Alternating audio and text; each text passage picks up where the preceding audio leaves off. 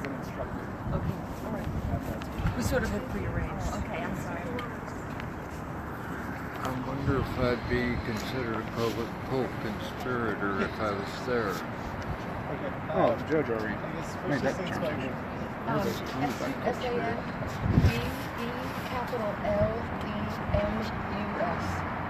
Okay, so if you could, just your reaction. I'm a little incredulous right now, and I'm really not going to talk all that much about it right now because I have to internalize it and ruminate a little bit about what just happened and get over the shock of it. You know, I mean, he was given a sentence even longer than the sentence that had originally been recommended by the prosecution. So I'm a little shocked, and I'm sure we'll get through this and get over it, and we're not going to stop with the council, and I think we may appeal. I don't know what we're going to do right at this point, and until I know for sure, I really don't want to say anything. Yeah, and you had a lot of supporters here. Where are they from? And you yourself had to travel with. Yes, I had a friend travel with me all the way from New Hampshire. And I have many people. It's funny. I've gotten so many messages from people all over the United States today, from the East Coast to the West Coast, from Australia. People from all over. Actually, probably the world. Globally, people are watching this. And I think that's a good thing. Yeah, and I mean, tell me about. I mean, you yourself said he received more time than the prosecution had even asked for. Yeah. How do you try to cope with that? Yeah, good question. I'll have to sit down and think about that. Right now, I'm a little worried. They've allowed me to go out to Pahrump to go and visit my husband via video. That's how they visit out there. So I get to go sit in front of him and talk to him. And you did have an exchange. We did. With your husband there towards the end. I mean, what did you tell each other? I mean, well, we love each other. Yeah, I think it's a pretty big travesty of justice, but other people have other opinions, and obviously the judge has a different opinion. I think we're just going to be irreconcilably different in our worldviews. And why did your husband originally sign that plea deal? There were other people involved who were being harassed and threatened by the FBI. With extradition, with possible indictment, and some of those people, are near and dear to us, and we fear for their health and their safety. And so I think Jerry sort of took the fall for that. There's no animosity, no regret even for that. I don't believe. So I think we are the people we are. And what was the cause for him to try to change that plea? Because he's innocent. I actually have a transcript with me where he asked the judge in the transcripts, the original plea agreement, sent that part of it, and he had said, well, if I perjure myself, if I sign this and I'm not being truthful when I sign it, isn't that perjury and isn't that against the law? And she said it's not. It's more complicated than that. When you break the law, I guess it is more complicated. After seeing what just went on in the courtroom,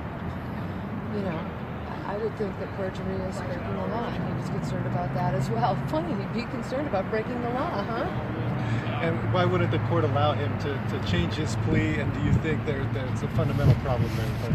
I think that there is a fundamental problem with the justice system. I think there are a lot of problems in government altogether. I mean, I was in the legislature for 2 terms in New Hampshire. And they say in New Hampshire, every next door neighbor has been a representative because there are 400 of us in the House. But the lawmaking is complicated, and it's always it's very, very rarely bipartisan anymore. It's very partisan, and we have some really diametrically opposed opinions, and it's really hard to herd the cats and get everybody to get on the same page and agree for per the laws. So it's tough. How did Jerry get involved in this with the Bundys, and how did that happen? Well, I think that's easily researched. I mean, we called up Mr. Bundy and asked him, what he needed, if they were safe, and what was going on. And Mr. Bundy felt threatened, and as if his family were going to be possibility of having snipers shoot at the family. And Jerry didn't want to see bloodshed, and he decided to go out and stand in the gap. And any regrets for what happened up to now? I think I'm gonna withhold my statement on that right now. Simply because we may be appealing, so I'm not sure what my best words would be at this point. Okay, and what's it going to be like for you without him? Oh my God, it's horrible. It's been horrible for over a year. My mother fell on Wednesday and broke her hip. She's 86. She's got terrible dementia. The Obamacare has made it so that she's had to stay 3 nights in the hospital, but no more than that. And then they transfer her, painful, shocked, confused, injured, and full big surgery, possibility of pulmonary emboli, and had to move her to a nursing facility where they're going to have to keep her for a recommended period of time before we move her again. And they're trying to PT her and get her out of there. I'm still dealing with that as well. I haven't even spoken to the rehabilitation center yet today to find out how she's doing. And they're understaffed too. And we heard in court you had an anniversary that you celebrated. Yes, we just had a 13th anniversary, and I have been with that man side by side with him for 15 years, and he has never raised a hand. Believe me, I've been married to I've had 3 marriages, and the first 2 were no cakewalk, and let's just put it politely. And this marriage has been absolutely wonderful. Jerry he's honest, he's truthful, he means what he says, he stands up for people.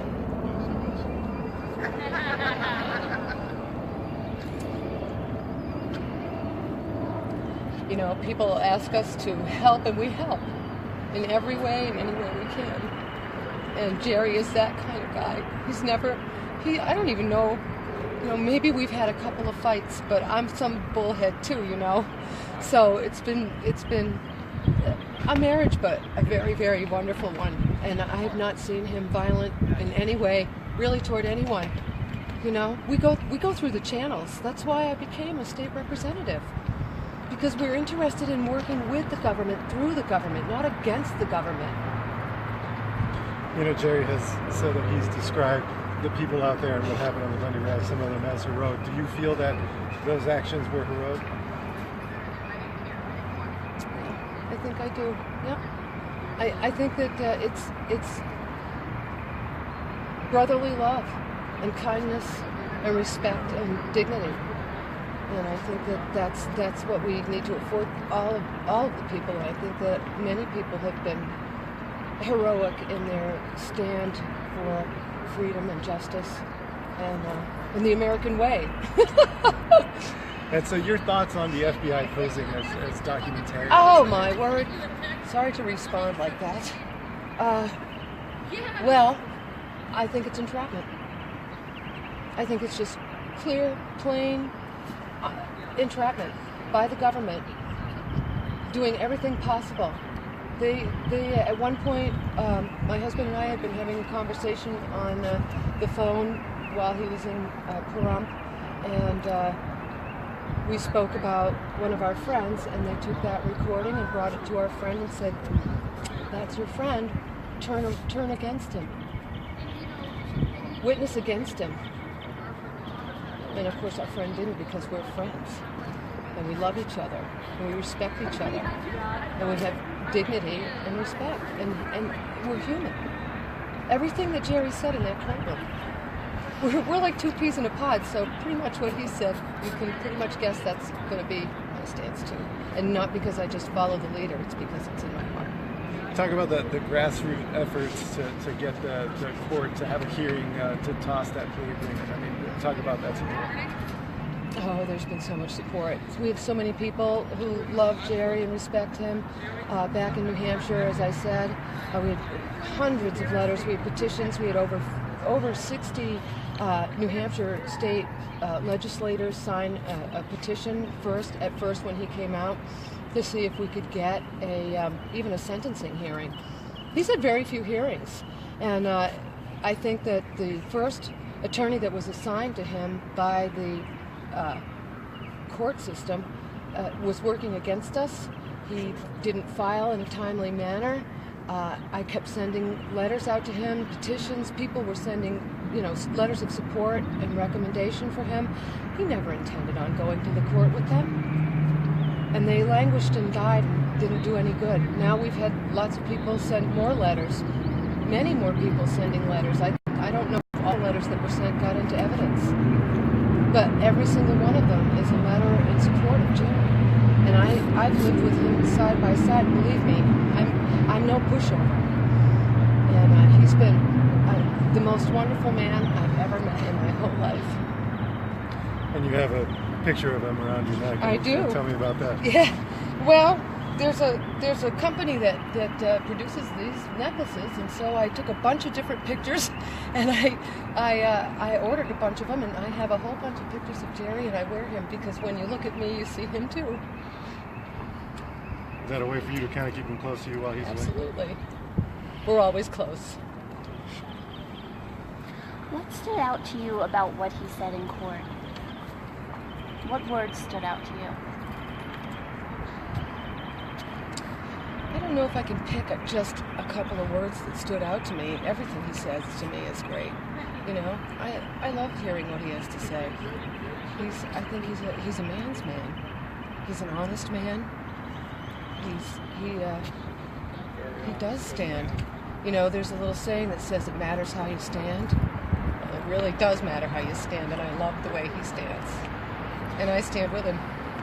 And just to clarify, just so we have this right, his original reason for that plea agreement in the first place, can you talk about that? That was just to avert attention, to draw fire. And it worked. All the fire stopped after he took the plea. What do you mean? Well, the pressuring, the cajoling, the harassment by the FBI stopped completely. Anything else you want to add? Yes, but I won't. One more thing. The judge seemed surprised that Jerry may have thought that the feds would actually shoot the Bundys and his family. What do you think of her kind of making that statement in there?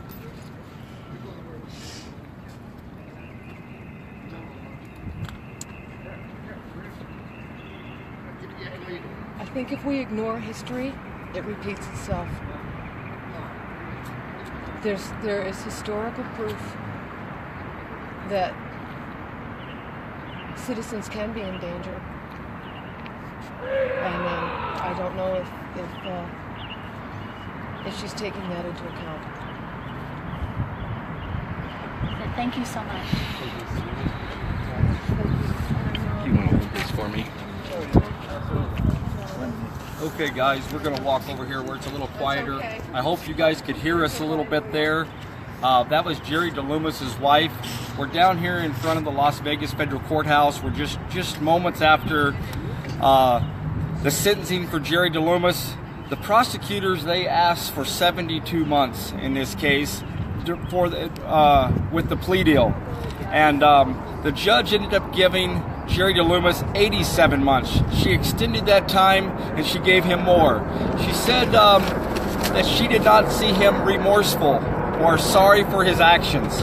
Even with his plea deal and him signing a plea deal months ago and agreeing that he would take this plea deal just to get this over with and agreed to 72 months with the prosecutor, the judge attached more time on his sentence instead.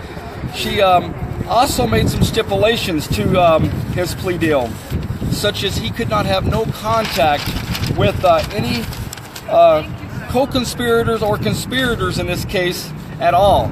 during or after his prison sentence. He will have 3 years of probation afterwards, or parole, and she did waive all the fines. She said it was not financially, he was not able to pay this, and she gave him the minimum on that, which was $100 per count. She gave him 60 months on count 1 and 27 months on count 2, a total of 87 months. She, several things that were brought up here. One thing I noticed by sitting in court, there's no way this judge can continue being the judge on the rest of these defendants' case. She proved her bias. She proved that she believes in her own mind that these men are all guilty at this point. She made it clear multiple times by telling him she does not believe that he's remorseful, he's sorry for his actions, and that she believed herself that the law enforcement in this case are victims, that the BLM, Fish and Wildlife, and the Metro PD are all victims, and he does not take responsibility for that. So that's why she imposed more time on his sentence than was recommended even by the prosecutor. This shows you right here, if you're if you're taking a plea deal, the judge does not have to accept that. She did not accept that. She added more time on that, and Jerry thought that he would get just the 72 months or less. The judge bashed Jerry very harshly in this case. She admitted that there was dozens and dozens of letters from sheriffs, other politicians, governors and senators and politicians and friends across this country. But she bashed him and said that even his own family hated him, that his own children hated him, when that was not even true. Jerry's lawyer brought it up and said 3 of his children really love him. There's 2 of them out of the 5 that disagree with him. She went on and said that he came there with a 50 cal machine gun. The lawyer again corrected the judge and said it was not a machine gun, Your Honor. He did bring his guns, but it was not a machine gun. This judge obviously does not know the difference between a regular gun and a machine gun. And she's judging him with these facts, with lies. And she also made a statement that he cannot see his grandchildren. She put that in his plea agreement, that he's barred from seeing them. Let me bring some more notes here. She told him at the very end there that, and I'll get to that, she says, you have actually become the one you say you are fighting against, a bully and a tyrant, Mr. Delemus. And that's when she said, I'm going to impose an 87-month sentence on you instead of the recommended 72 months. Today we see, again, the abuse of the government, how they abuse you, how the prosecutors recommend a sentence, and even the judge herself has condemned these men, all 19 of these men, before they've even had a trial. That's why they have denied bail. She has convicted them. They are sitting here as convicted men. There is no justice in this system, as we can see right now. Our only hope is in God and this jury, that we can get an honest jury. And last time we see how the government weaseled their way in, convinced the jury to take off a guilty verdict, a not guilty verdict, and turn it into no verdict at all and become a hung jury. They will fight at anything possible to get what they want. And that has been proven today again. And it's a sad day for America. It's a sad day for our rights. If you want your rights, they're gone. There's no time like the day to start standing up for our rights and speaking out, because they're going to be gone when we wake up tomorrow if we continue letting this happen. Let me go through some more notes and make sure I'm not missing anything. She said she also told Mr. Loomis, you have been blinded, and that you never tried to tell Mr. Bundy just to pay up, like it was Mr. Bundy's job to pay up. This judge was worried about the money all along, and she has already convicted them and Mr. Bundy had never been arrested. He was in court battle with this. but she told him, "You never told Mr. Bundy to pay up." And that's exactly right. what came down today, and what ultimately convicted Jerry was this judge agreeing with the prosecutor and convicting these men without even going to a trial. Jerry is serving more time than even was recommended by the prosecutor. I'm going to go on the Redoubt News page in a little bit, and I'm going to try to regroup, get my thoughts together a little bit more. And so if you want to go to Redoubt News shortly, I'm going to report for them, get my notes collected a little better, and go over word for word on what a lot happened today. But again, we're down here at the Las Vegas Federal Courthouse. Thanks for joining us. Camp Liberty's still going till about Sunday. We're going to go back out to camp here shortly, and we still have about a dozen plus people out there, and more people coming. But it's a sad day for America today. Keep praying for us, and God bless you. Thank you for all your support.